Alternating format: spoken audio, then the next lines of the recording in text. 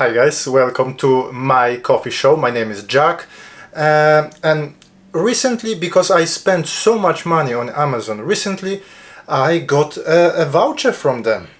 And yes, I could spend it to, I don't know, buy some Christmas present or something, but I've realized that all I want for Christmas is another hand grinder.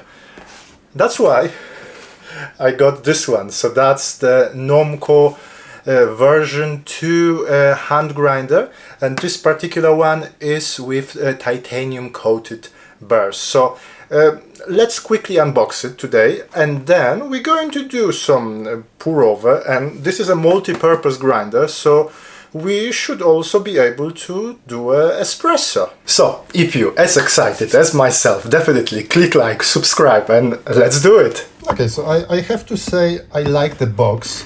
Looks premium. Pretty much all Normcore products I liked so far, so hopefully I will like this grinder as well. As you can see here, this grinder comes in two versions, so 38mm burrs, that's what I got. You can also get 48mm burrs, and then there are standard burrs and the titanium coated burrs. And here, some nice mantra: rediscover your daily coffee ritual. Why not? And inside, the first surprise, nice carrying case. You would not expect much, but yeah, there's a very kind of hard carrying case. I already like it.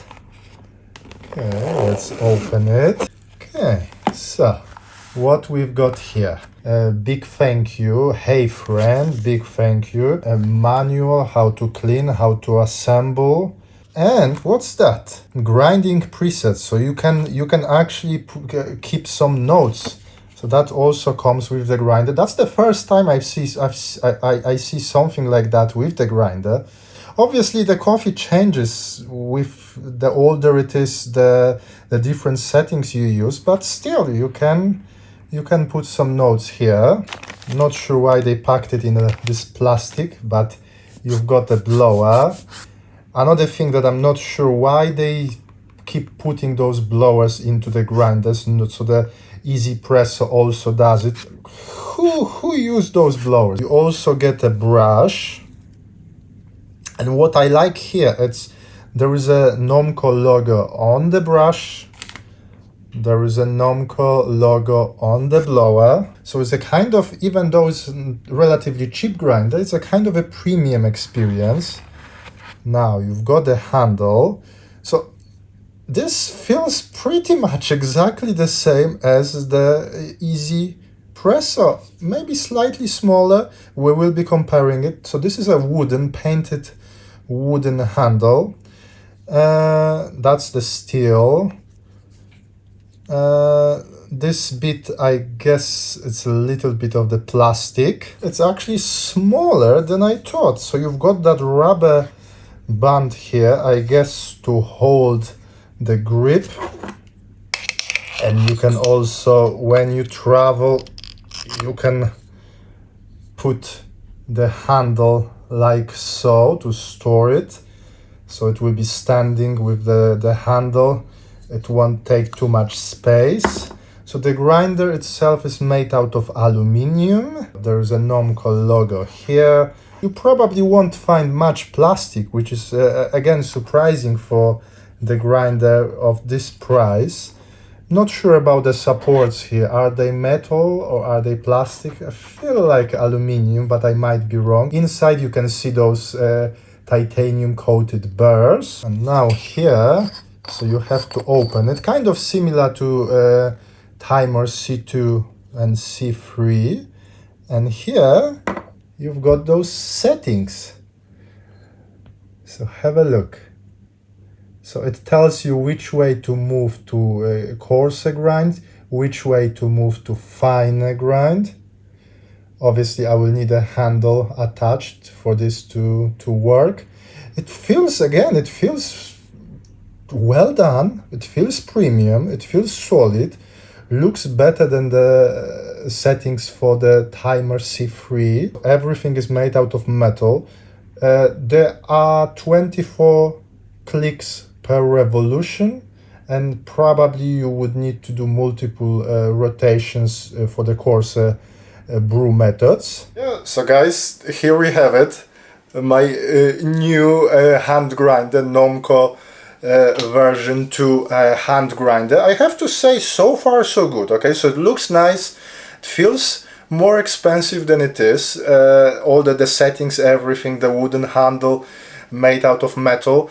I've already noticed when you screw back that catching caps, it doesn't, you have to put some effort. So and that's made out of aluminium, so you don't want to damage those threads, because then you may have some issues with locking it in. It weighs 510 grams, so again, very light, easy to take with you for your holidays. Now, I've read and I watched few videos. Some details are very vague, so I'm not sure exactly, but some people claim that steel version of those burrs and the titanium coated burrs are different, are not the same. Some people say that those titanium coated burrs are exactly the same, actually sourced from Option O hand grinder. I don't know, that's what I heard, maybe it's just a rumor. I have no idea how much space there is in between each click. So that's a stepped grinder. Some people say it's 50 microns. Some people say it's less than that. Let's start with the espresso. Let's make the most difficult part first. If you get a new grinder, I would recommend to use some easy coffee first.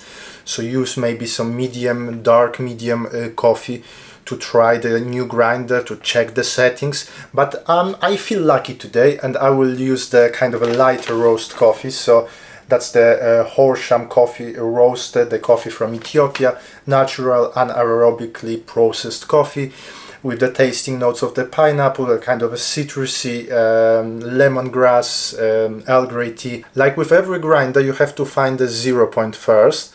So you hold the handle and then you keep rotating clockwise until it stops, until you cannot move anymore, and that will be your 0 point. And from here you will be counting the clicks. So I will use the adaptive profile on a descent, so that the machine will take control of over the shot.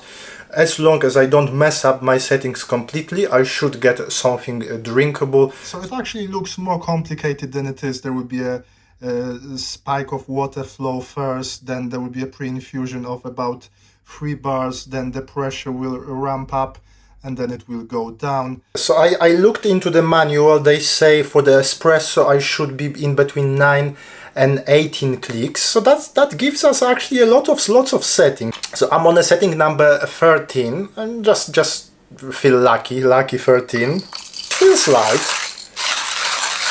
very easy. And this is, remember, this is a light roast coffee. I have no idea why they put that rubber thing in.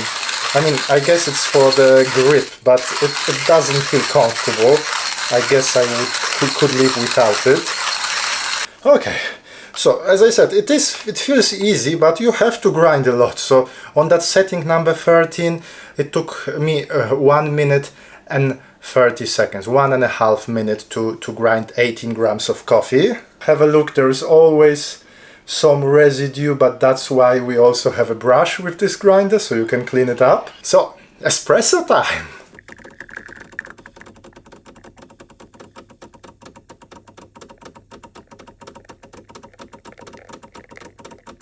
And we have a shot! It took 35 seconds. I have to move to the setting number 15. So on the setting number 13, it clogged the machine almost completely. And I have to say the shot looks great. Remember, that's a light roast coffee.